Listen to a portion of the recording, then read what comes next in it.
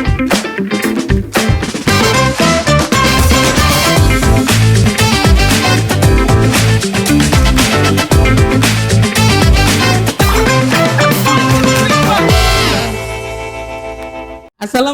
warahmatullahi wabarakatuh. Hai kawan pajak, apa kabar nih kawan pajak yang ada di rumah? Pasti sehat-sehat selalu kan? Nah, kembali lagi nih di podcast Sigap, podcast edukasi pajak gawe warga Pasuruan. Sebuah kanal informasi yang disediakan oleh KPP Pratama Pasuruan untuk membahas informasi terbaru seputar perpajakan. Karena kita sigap mengedukasi, sigap memberi arti. Nah, kawan pajak, pada kesempatan podcast kali ini kita akan membicarakan tema yang sangat luar biasa sekali nih kawan pajak.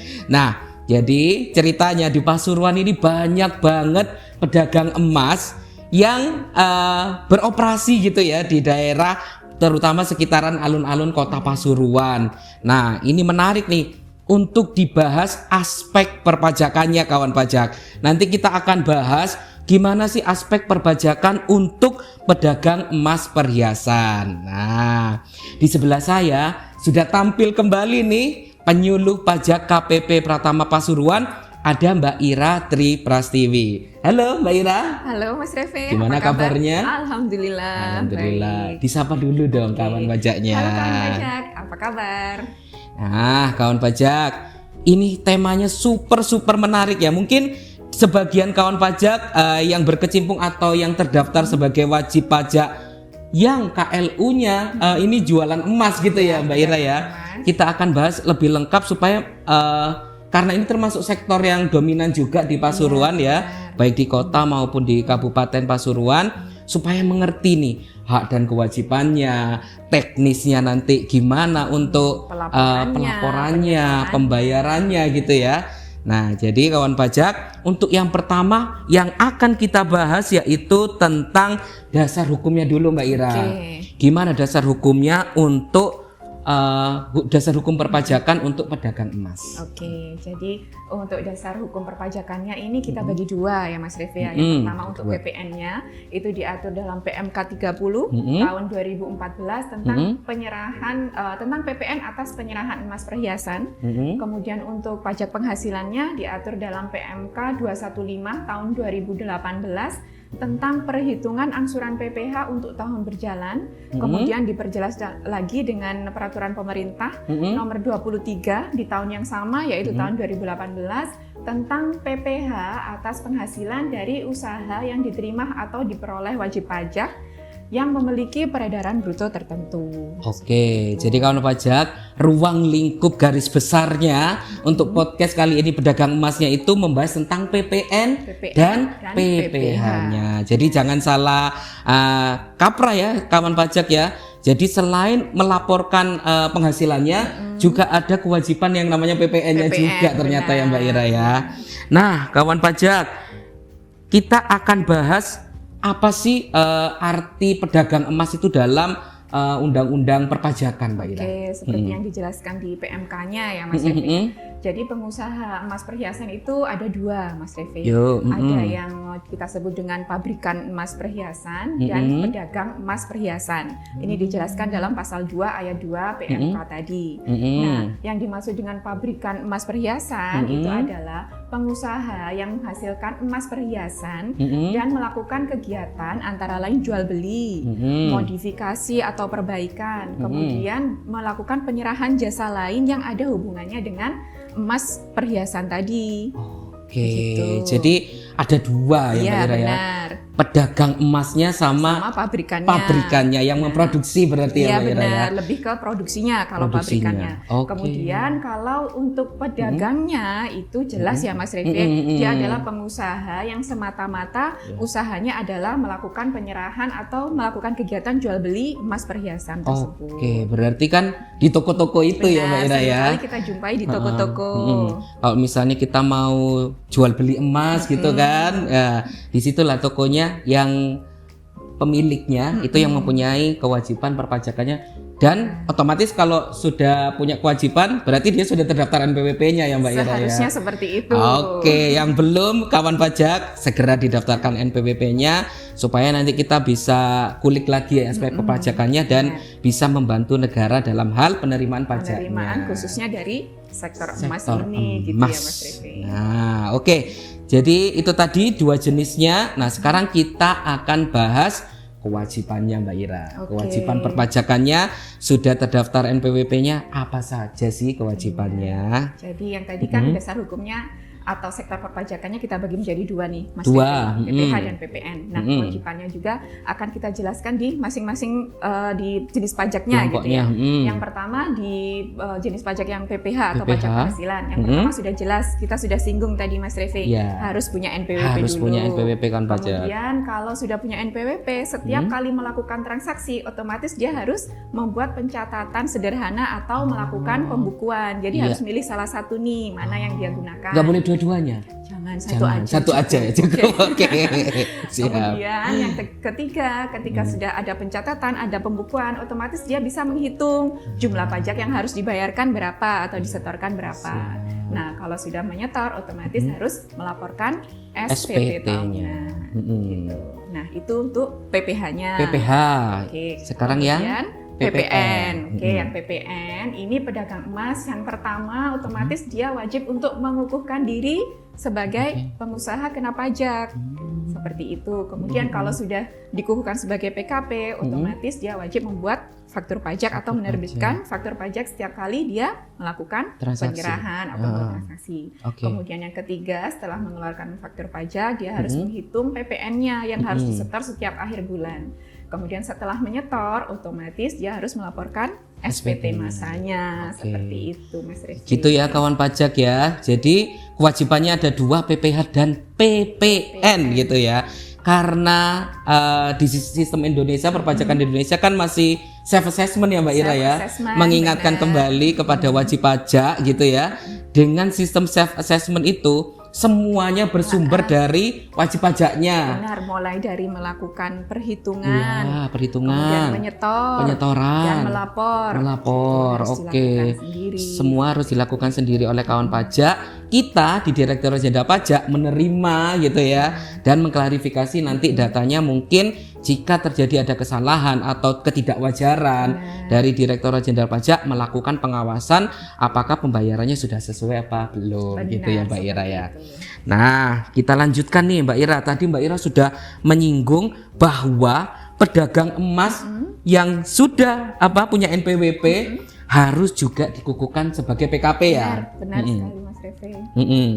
Nah, di situ berarti kewajibannya sebagai PKP itu apa saja berarti Mbak Ira? Yang pertama dari PPN, kalau dilihat dari segi perpajakan pajak pertambahan nilai atau PPN ya. Yang pertama, pengusahanya itu wajib mendaftarkan diri atau melaporkan usahanya ke KPP yang wilayah kerjanya meliputi tempat kegiatan usaha untuk dikukuhkan sebagai PKP.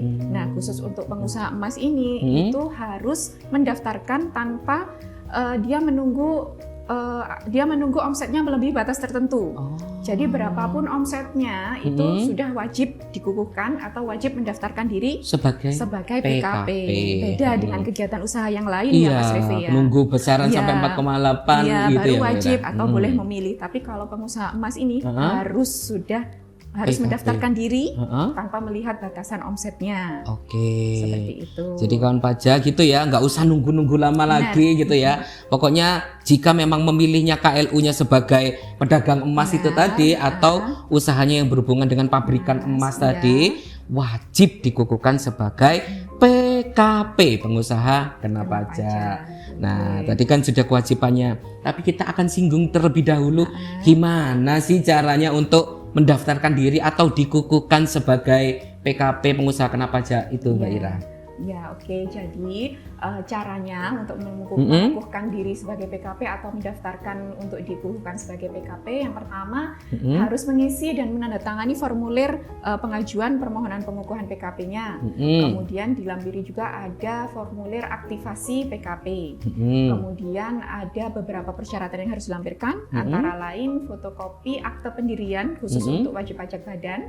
kemudian ada fotokopi KTP dan NPWP direkturnya, kemudian foto lokasi usaha dan denah lokasi usahanya, kemudian ada fotokopi surat izin usaha dan surat keterangan domisili usaha yang dikeluarkan oleh desa atau kelurahan.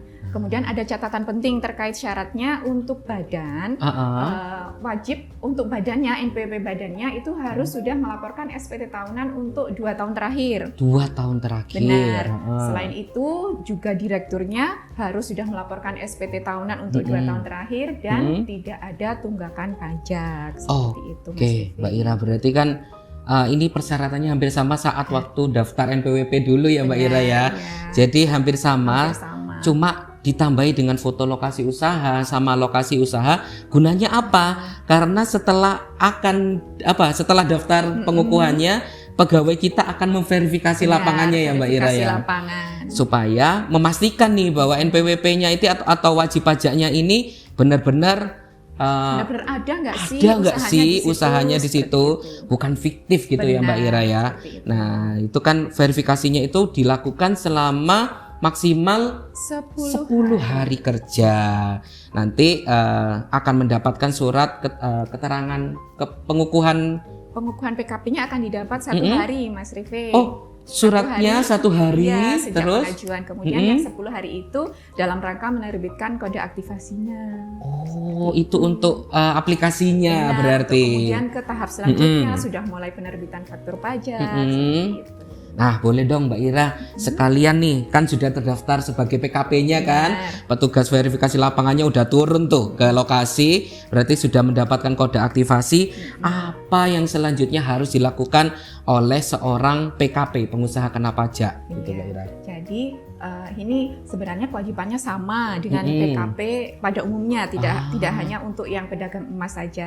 Jadi setelah mendapatkan kode aktivasi, otomatis dia juga akan mendapatkan password yang digunakan untuk login ke e-fakturnya, betul. Di sana PKP sudah bisa mulai mengajukan permintaan sertifikat elektronik, permintaan nomor seri faktur, kemudian dia juga bisa mulai install aplikasi e-fakturnya. Dan ketika semuanya sudah siap, otomatis PKP ini sudah bisa dan sudah wajib mengeluarkan faktur pajak ketika sudah ada atau sudah melakukan penyerahan. Nah, faktur pajaknya di sini paling sedikit harus memuat nama, alamat PKP yang melakukan penyerahan atau penjualnya, kemudian nama, alamat, NPWP, dan NIK untuk wajib pajak yang menjadi pembelinya. Kemudian selain itu ada juga informasi mengenai nama barang kena pajaknya atau jasa kena pajaknya, kemudian PPN-nya atau PPNBM-nya jika ada, kemudian kode, nomor seri, dan tanggal penerbitan faktur pajak, kemudian nama, jabatan, serta tanda tangan pihak yang berwenang untuk menerbitkan faktur pajak tersebut. Nah, tadi kan di e-fakturnya nanti berarti akan muncul fakturnya gitu ya Mbak Ira ya, yang sudah pakai tanda tangan elektronik, pakai barcode ya Mbak Ira ya sekarang ya. Jadi kawan pajak ini kemarin menarik nih, ada beberapa wajib pajak yang ke helpdesk Mbak Ira, terus menanyakan dia dapat faktur pajak dari lawan transaksinya, terus tanya, mungkin karena dia masih baru juga ya, jadi itu loh, ini faktur pajaknya kok tidak ada tanda tangannya gitu ya, tanda tangan fisiknya kok nggak ada. Loh Bu, kita jelaskan di helpdesk bahwa ini sudah ada barcode-nya Bu, ini pengganti tanda tangan fisik itu ya Mbak Ira ya.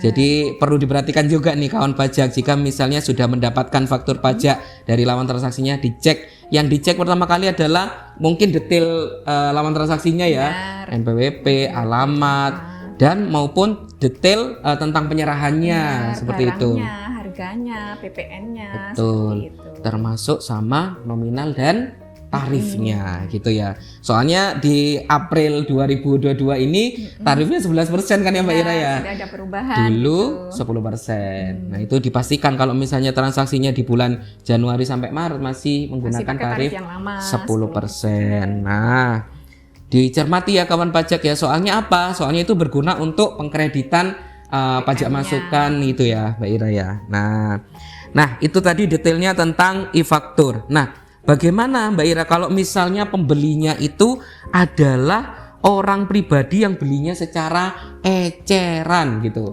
Oke, dalam hal pengusaha emasnya itu melakukan penyerahan ke konsumen akhir, misalnya dengan cara yang pertama melalui suatu tempat penjualan atau melalui toko atau kios gitu ya, atau kemudian bisa juga pengusaha emasnya itu melakukan penjualan eceran, itu dilakukan langsung kepada konsumen akhir tanpa ada penawaran tertulis.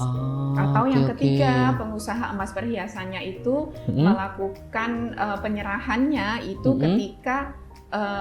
ketika dilakukan pembayaran secara tunai oleh pembeli dan dilakukan penyerahan barangnya saat itu juga. Nah, maka untuk perpajakannya pengusaha emas perhiasan di sini dapat membuat faktur pajak tanpa mencantumkan keterangan mengenai nama pembeli serta nama dan tanda tangan penjualnya. Seperti itu, Mas Revi. Karena langsung gitu kan Mbak Ira ya. Konsumen akhir kita beli di toko misalnya gitu. Jadi berarti pedagang emasnya hanya bisa boleh membuat fakturnya tanpa mencantumkan nama pembeli sama NIK-nya gitu, detail-detailnya gitu ya, dan tidak perlu tanda tangan penjualnya juga. Oke, perlakuannya seperti itu ya kawan pajak ya. Nah, sekarang kaitannya sama pembuatan fakturnya gimana Mbak Ira? Kalau misalnya penjualnya itu menjual emasnya itu secara eceran juga. Oke, jadi untuk pembuatan faktur pajaknya untuk yang pembelinya misalnya adalah konsumen akhir, maka paling sedikit itu harus memuat nama, alamat, dan NPWP yang menyerahkan BKP. Dalam hal ini berarti penjualnya ya Mas Revi ya. Betul. Kemudian jenis barang kena pajak yang diserahkan. Kemudian yang ketiga jumlah harga jual ditambah PPN atau mencantumkan jumlah PPN secara terpisah. Oke. Kemudian yang keempat adalah PPNBM yang dipungut jika memang ada. Kemudian yang terakhir kode, nomor seri, dan tanggal pembuatan faktur pajaknya. Seperti itu. Nah, untuk faktur pengusaha emas untuk yang dikeluarkan untuk pembelinya adalah pedagang eceran ini dapat berupa bon kontan, faktur penjualan, segi cash register,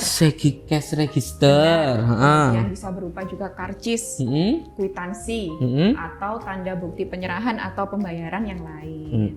Jadi di sini termasuk bisa digolongkan menjadi faktur pajak sederhana begitu ya Mas Revi.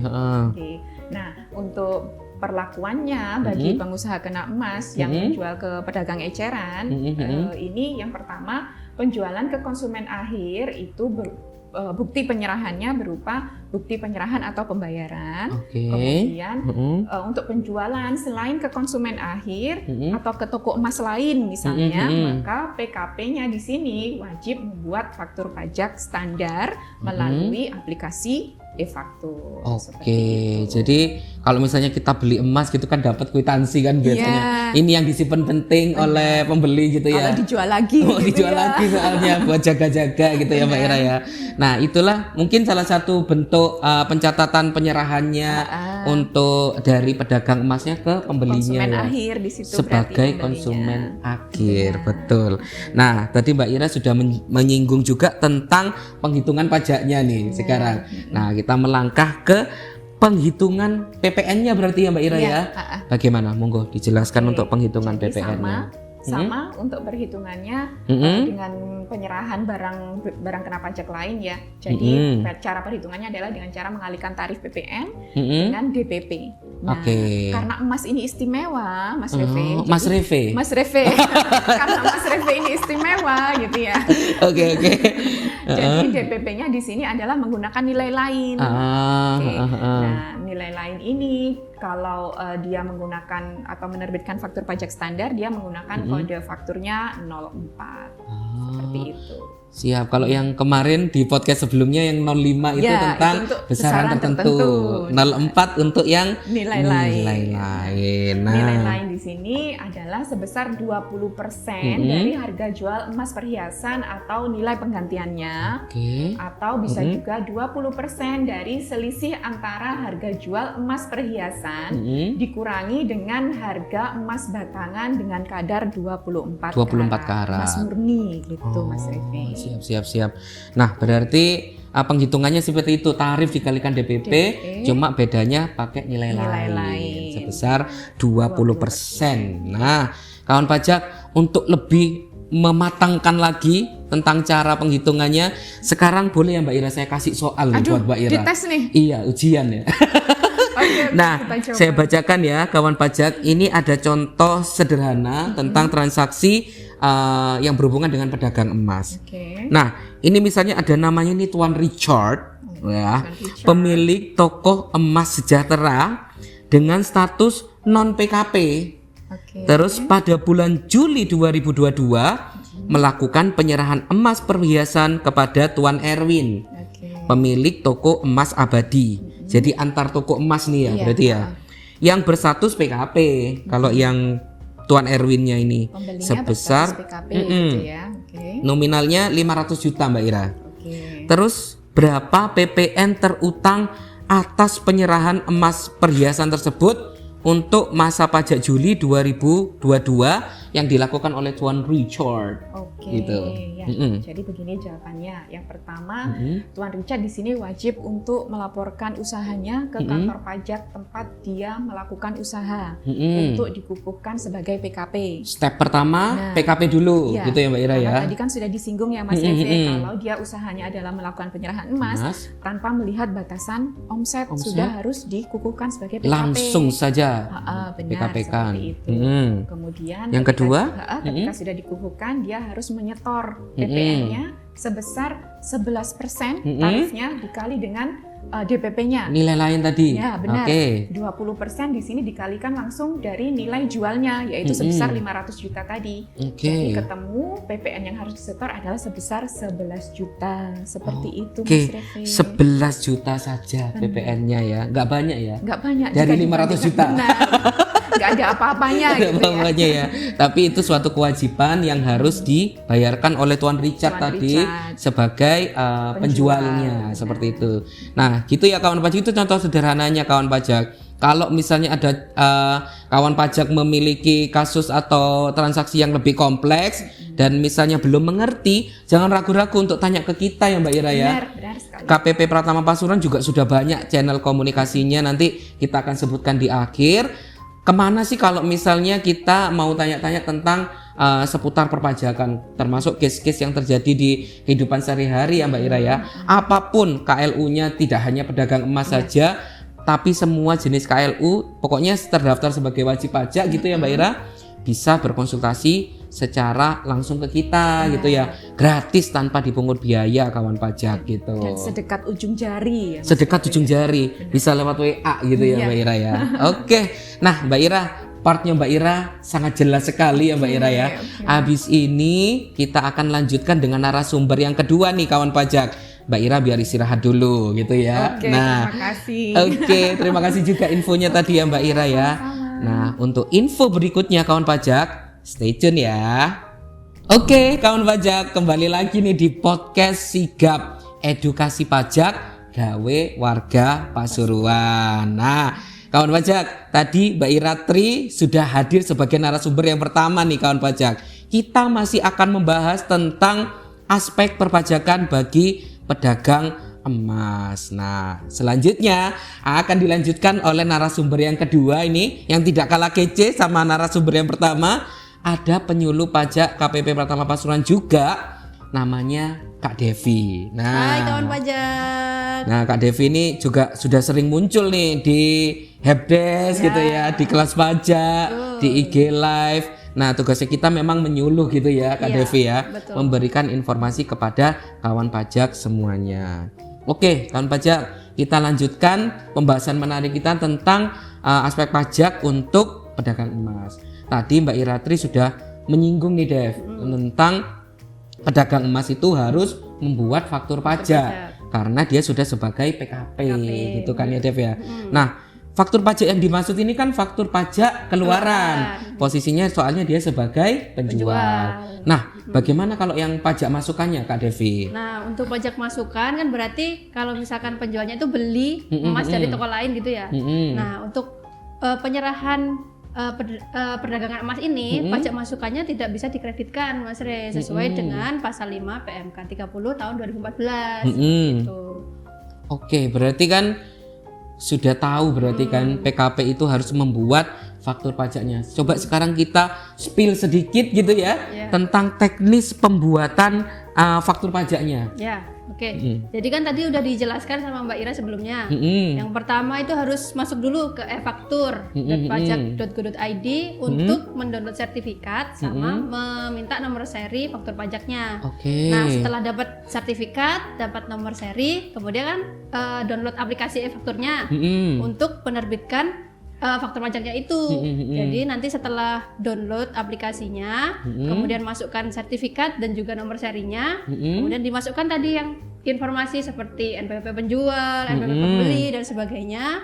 Kemudian apabila sudah jadi nih fakturnya, kan masih dalam bentuk draft. Nah, kemudian harus diupload maksimal tanggal 15 setelah masa pajak berakhir gitu Mas Rey. Jadi nanti kalau misalkan sudah buat faktur nih, kalau misalkan udah pasti itu transaksinya bener ya, langsung diupload aja akun pajak. Jadi nggak usah nunggu. Nanti takutnya malah lupa. Kelewat tanggal 15 nggak bisa diupload. Gitu sih. Terus kemudian kalau sudah bikin faktur, udah diupload, nah saatnya dilaporkan di akhir bulan berikutnya maksimal Mas Rey. Jadi nanti untuk laporannya lewat web e-faktur.pajak.go.id. Nah, nanti di situ fungsinya selain merekap dari faktur pajak yang sudah dibuat sebelumnya lewat aplikasi, di situ juga tersedia menu untuk memasukkan faktur pajak yang digunggung yang tadi bikin sederhana, yang untuk pedagang dimasukkannya eceran, di situ. Nah, dimasukkannya di situ karena kan tadi nggak bikin faktur satu-satu ya. Jadi pakai totalan aja. Langsung di total aja penyerahannya berapa, nanti PPN-nya berapa dimasukkan di web e-fakturnya. Nah, setelah semua transaksinya terekam, nanti di bagian induk akan otomatis terkalkulasi Mas Rey. Jadi kurangnya berapa atau ada lebihnya berapa di web fakturnya itu tadi. Jadi nggak usah ngitung manual lagi, kurang saya harus bayar berapa nih. Nah, itu nanti langsung kelihatan di situ. Nanti kalau ada kurang bayar tinggal bikin billing, kemudian masukkan NTPN-nya di web e-fakturnya, kemudian tinggal klik laporkan, sudah selesai. Udah selesai, udah tuntas gitu ya. Gampang banget. Berarti kalau boleh rekap ya kawan pajak ya, ada 3 aplikasi atau sistem yang dipakai. Yang pertama aplikasi atau web Innovanya ya, e-faktur.pajak.go.id untuk download sertifikat sama pengambilan nomor seri. Yang kedua pakai aplikasi e-fakturnya. Ini bisa bukan diinstal ya, tapi langsung dijalankan gitu ya, Devi ya. Nanti filenya bisa download lewat e-faktur juga Innova itu tadi Mas Rey. Ada di bawah. Di bagian bawah itu apabila kawan pajak membutuhkan aplikasinya, silakan download di sini gitu. Dan yang sekarang sampai detik podcast ini masih berlaku e-faktur yang 3.2. Nah, itu kawan pajak ya. Jadi nanti setelah dapat download sertifikat elektroniknya, dimasukkan ke aplikasi e-fakturnya, terus nomor serinya juga dimasukkan, bisa bikin fakturnya, terus langsung diupload, masuknya ke web faktur yang ketiga. Nah, itu tadi buat pelaporan PPN-nya. Tahapannya seperti itu sederhananya ya kawan pajak ya. Jangan dibolak-balik. Jadi nanti kalau dibolak-balik malah nggak bisa. Ini bingung-bingung gitu kan, panik-panik gitu kan. Waduh, jangan sampai deh panik. Kalau misalnya ada error, datang aja deh ke kita, bawa aja laptopnya ke helpdesk KPP Pratama Pasuruan. Kita akan telusuri nanti errornya di mana gitu ya. Betul, Mas Rey. Nah, itu tadi tentang teknisnya. Bagaimana jika seorang pedagang emas ini sudah PKP tentunya tidak membayar PPN dan tidak melaporkan SPT masa PPN-nya, gimana dong? Nah, resikonya? Ini perlu kita informasikan juga ya, Mas Rey. Jadi kalau tadi kan batas waktu terakhir laporannya akhir bulan berikutnya. Terus kalau misalkan nih ada pedagang yang istilahnya agak nakal gitu ya, mungkin udah tahu ada penyerahan tapi nggak mau bayar atau nggak mau lapor, nah itu ada sanksi administrasinya. Sanksi administrasinya ini dibagi ke dalam 3 jenis sih sebenarnya Mas Rey. Yang pertama itu untuk sanksi terlambat bayar. Kalau misalkan sudah tahu ada PPN yang harus dibayar tapi nggak dibayar-bayar sampai kelewat bulan berikutnya, maka sanksinya pajak kurang dibayar, dikalikan tarif bunga per bulan maksimal 24 bulan, terus dikalikan jumlah bulan di mana dia terlambatnya itu berapa bulan dari yang seharusnya kayak gitu. Terus yang kedua, apabila PKP nih, tidak membuat faktur atau membuat fakturnya telat, kemudian membuat faktur tapi isiannya nggak lengkap, misalnya nggak ngisi identitas pembeli, nggak ngisi alamatnya nggak alamat, benar gitu ya. gitu. Nah, itu sanksinya dikenakan sanksi administrasi berupa denda sebesar 1% dari dasar pengenaan pajaknya. Tuh. Nah, terus yang ketiga adalah sanksi administrasi untuk yang tidak atau terlambat lapor gitu. Kalau untuk yang nggak lapor atau terlambat lapor itu sanksinya denda sebesar Rp500.000. Oke, berarti diingat-ingat terus ya kawan pajak, terutama yang sudah statusnya sebagai PKP ya Dev ya. Jadi termasuk yang lupa-lupa itu juga kena sanksi. Mohon maaf ya kawan pajak, karena kalau sudah terdaftar sebagai PKP, konsekuensinya harus juga menunaikan kewajiban perpajakannya, termasuk setor dan lapornya. Karena di setiap keterlambatan itu tadi Kak Devi sudah juga menjelaskan nih, nanti bakal kena denda atau sanksi dan tarifnya pun bermacam-macam sesuai tergantung dengan dari jenisnya. ketidakpatuhannya apa tadi, nggak bayar apa nggak lapor atau nggak buat faktur. Siap, jadi diperhatikan betul-betul ya kawan pajak ya, diteliti, pokoknya jangan sampai lupa, jangan sampai salah, apalagi nakal gitu ya. Waduh, jangan sampai sengaja malahan nggak mau gitu, ngemplang gitu ya, amit-amit deh jangan, soalnya main-mainnya itu nanti bikin rugi sendiri gitu ya, karena ada denda gitu. Oke. Nah, itu tadi PPN-nya juga sudah dibahas tuntas nih berarti ya. Mulai dari awal daftar PKP sampai lapor di akhirnya ya. Nah, ini Dev, sekarang kita akan bahas PPh-nya. Tadi kan ada 2, PPN dan PPh. Kita angkat yang berat-berat dulu tadi yang PPN ya gitu ya. Maksudnya yang lebih detail, sekarang kita bahas tentang pajak penghasilannya. Gimana Kak Devi? Nah, kalau untuk pajak penghasilannya sendiri ada 3 sih sebenarnya Mas Re. Sebenarnya nggak jauh beda sama badan usaha atau jenis pekerjaan lainnya. Yang pertama harus menghitung dan membayar angsuran pajaknya untuk setiap bulan. Kemudian menghitung dan membayar potongan dan pemungutan PPh. Kemudian yang 3 tentu saja melaporkan SPT PPh-nya. Seperti itu sih. Nah, income pajak itu tadi ya kewajibannya dicatat juga untuk PPh-nya ya. Pokoknya intinya itu sebenarnya ya dihitung, disetor, dilapor. Nah, itu tadi kewajibannya untuk pedagang emas ya, wajib pajaknya juga ya. Hampir sama dengan NPWP atau jenis pajak lainnya, wajib pajak lainnya. Oke. Nah, kawan pajak, ini tadi Kak Devi juga sudah menyinggung tentang angsuran pajak penghasilan bulanan. Nah, itu gimana cara ngitungnya Kak Devi? Nah, untuk wajib pajak orang pribadi, pengusaha tertentu atau yang biasa disebutnya itu wajib pajak orang pribadi yang punya usaha dagang atau jasa, tapi tidak termasuk jasa yang merupakan sehubungan dengan pekerjaan bebas gitu.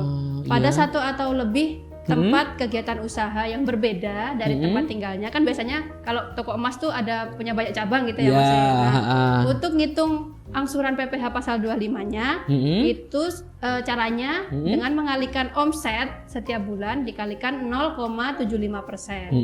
Nah, nanti setornya kalau buat billing itu kodenya 41125 angsuran yang bulanan orang pribadi, kemudian kodenya 101.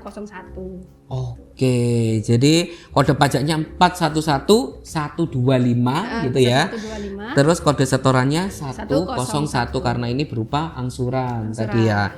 Nah, kalau misalnya wajib pajaknya omset itu di bawah 4,8 miliar setahun, apakah boleh memilih fasilitas yang pakai tarif UMKM 0,5%? Boleh? Boleh, tentu saja. Jadi 4,8 itu memang sangat menguntungkan ya bagi wajib pajak. Jadi nggak perlu bayar yang 0,75%, tapi bisa pakai tarif 0,5% kalau memang omsetnya masih di bawah 4,8. Nah, nanti untuk setornya sama dengan kode jenis yang lainnya ya, yaitu 411128, kemudian kode setorannya 420. Nah, nanti kalau untuk yang setoran ini setornya paling lambat tanggal 15 bulan berikutnya. Oke, berarti boleh nih, masih boleh menggunakan tarif yang 0,5% UMKM selama masih berlaku juga ya. Sebelum dihapuskan juga PP 23 tahun 2018-nya. Nah, kawan pajak, itu tadi ya untuk penghitungannya. Nah, sekarang kita akan bahas tentang sanksi jika terlambat lapor dan bayar, Kak Devi, gimana? Nah, kalau tadi PPN kan ada 3 tuh, Mas Rey. Kalau yang PPH ini cuma 2 aja sih, sanksi terlambat lapor sama terlambat bayar. Sebenarnya hampir mirip. Kalau misalkan terlambat lapor, sanksinya berupa denda. Kalau di PPN tadi 500.000, kalau di PPH 100.000. Lebih murah. Ya, lebih murah. Ya, oke. Lumayan. Terus? Kemudian kalau untuk sanksi terlambat bayarnya, ngitungnya sama pakai persenan tadi. Jadi pakai persen bunga dikalikan bulan, kemudian nominal kurang bayarnya berapa. Oke, kita doakan pokoknya wajib pajak nggak lupa gitu ya, nggak akan pernah kena sanksi ini asalkan tertib kewajiban perpajakannya. Makanya gitu. penting banget buat bikin catatan, Mas Rey. Iya, tanggal betul. segini saya harus ngapain, tanggal segini harus ngapain. Kalau misalnya bos-bos pasti sudah punya asisten, konsultan gitu ya, boleh, nggak apa-apa, sah saja kawan pajak. Kalau misalnya tidak bisa diurus sendiri, ini sebagai pengusahanya yang punya gitu ya, boleh meng-hire mungkin konsultan pajaknya, atau misalnya jika ingin diurus sendiri boleh.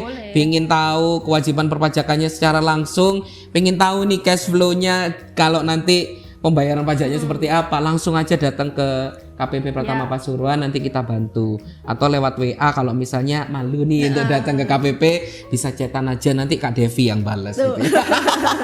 Sebagai adminnya dari penyuluh juga kawan pajak. Oke. Nah, Kak Devi, berarti tadi kan kita sudah bahas tarif sama sanksi. Sekarang gimana cara lapor SPT tahunan PPH-nya? Nah, karena tadi kan pengusaha emas ini dikukuhkan sebagai PKP ya, Mas Rey. Kemudian dia juga harus membuat faktur pajak yang mana semuanya itu kan elektronik ya. Jadi kalau misalkan salah satu kewajibannya sudah dilakukan secara elektronik, maka seluruh kewajibannya juga harus elektronik, termasuk melaporkan SPT tahunan. Jadi nanti kalau sebelumnya lapornya masih manual gitu, setelah jadi PKP dan menerbitkan faktur elektronik, maka SPT tahunannya juga harus elektronik. Otomatis harus langsung online terus ya. Nggak bisa manual lagi. Nah, untuk SPT elektronik ini, maka lapornya harus menggunakan e-form. E-form. Jadi nanti yang harus dilakukan pertama kali tentu saja melakukan rekapitulasi peredaran usahanya. Jadi hitung-hitung dulu lah ya. Hitung dulu setahun ini di bawah 4,8 atau di atas 4,8. Nah, itu nanti kan menentukan tadi setorannya pakai yang final atau pakai yang 25. Gitu. Nah, kemudian jangan lupa juga disiapkan daftar harta, hutang dan juga daftar anggota keluarga sesuai dengan KK. Kemudian bisa juga disiapkan bukti potong atau kredit pajak, Mas Rey, kalau misalkan transaksinya sama pemotong atau mungkin instansi pemerintah seperti itu kan mereka wajib menerbitkan bukti potong. Nah, itu juga bisa nanti digunakan untuk sebagai kredit pajak, mengurangi pajak yang harus dibayar. Nah, kemudian kalau sudah selesai semua dokumennya tadi dikumpulkan, nah langsung aja masuk ke DJP online. Seperti biasa masuk NPWP, password, kode keamanan. Nah, nanti di bagian menu lapor, di situ kan ada menu e-form sama e-filing. Nanti pilih e-form. Nah, apabila sebelumnya di laptopnya atau komputernya belum pernah menginstal Adobe untuk mengisi e-formnya ini, nah nanti di situ juga udah disediakan, Mas Rey, jadi nggak perlu bingung lagi. Belum bingung nyari di Google atau nyari gimana di Google, ya? harus pakai aplikasi Adobe yang mana nih yang kompatibel. Nah, di CP Online itu udah disediakan, nanti tinggal di-download aja. Nah, kalau sudah terinstall aplikasinya, e-formnya juga sudah di-download, tinggal diisi aja lewat komputernya secara offline ya, Mas Rey, kalau untuk e-form ini. Jadi nanti tinggal diisi sesuai data-data yang tadi sudah dikumpulkan. Nah, kalau sudah selesai semua, di bagian akhir nanti tinggal masukkan kode verifikasi, yang mana kode verifikasi ini dikirim bersamaan ketika kita download e-formnya itu. Gitu. Otomatis sekali download file PDF-nya sama juga kode verifikasi yang dikirim ke email. Seperti itu aja sih, menurut saya segampang itu, semudah itu gitu ya. Asalkan pencatatannya udah rapi gitu betul, ya. Yang penting dokumen-dokumen pendukungnya sudah disiapkan sebelumnya, pasti lancar dan mudah sekali untuk laporannya. Diingatkan kembali dong Kak Devi, batas pelaporannya kapan sih untuk SPT tahunan ini? Nah, untuk SPT tahunan bagi orang pribadi itu maksimal 3 bulan terakhir dari akhir tahun pajak. Jadi kalau misalkan sekarang tahun 2022, nanti batas lapornya tanggal 31 Maret 2023 gitu ya.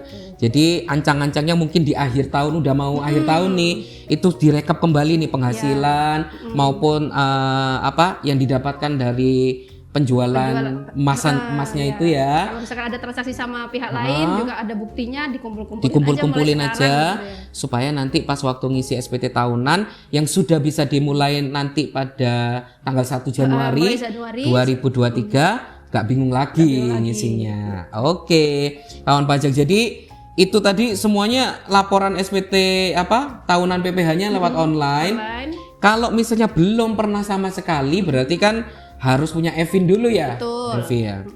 Jadi EVIN-nya itu bisa didapatkan di KPP atau bisa langsung aja WA ke kita. Nah, kita sampaikan nih sekarang saluran informasi dari KPP Pratama Pasuruan yang bisa diakses oleh kawan pajak semuanya ya. Yang paling online tuh, yang paling gercep istilahnya ya, bisa langsung WA chat online ya kita ya. WA konsultasi perpajakan di 0819 624 kawan pajak. Sekali lagi 0819 624 Kalau misalnya ingin reach kita ke media sosial gitu ya, boleh melalui Instagram di @pajakpasuruan, Twitternya juga sama @pajakpasuruan. Di YouTube juga ini bisa juga ya, di KPP langsung komen aja di bawah gitu ya. Nanti di KPP Pratama Pasuruan. Nah, ini itu udah lengkap sekali nih kewajiban perpajakan atau aspek perpajakan bagi pedagang emas gitu ya Kak Devi. Tadi juga sudah ada Mbak Ira. Terima kasih atas atensi kawan pajak, ini kita udah di akhir nih Kak Devi. Sayang banget ya Mas Rey udah selesai. Ya, nanti kita ketemu lagi di channel-channel berikutnya gitu ya. Dengan materi yang tentunya seru-seru juga ya Mas Seru-seru Rey. juga. Ditunggu ya kawan pajak untuk episode berikutnya. Terima kasih telah menyaksikan. Maaf kalau ada salah-salah gitu ya. Jadi stay tune terus ya kawan pajak di podcast Sigap ini, karena kita sigap mengedukasi, sigap memberi arti. Wassalamualaikum warahmatullahi wabarakatuh.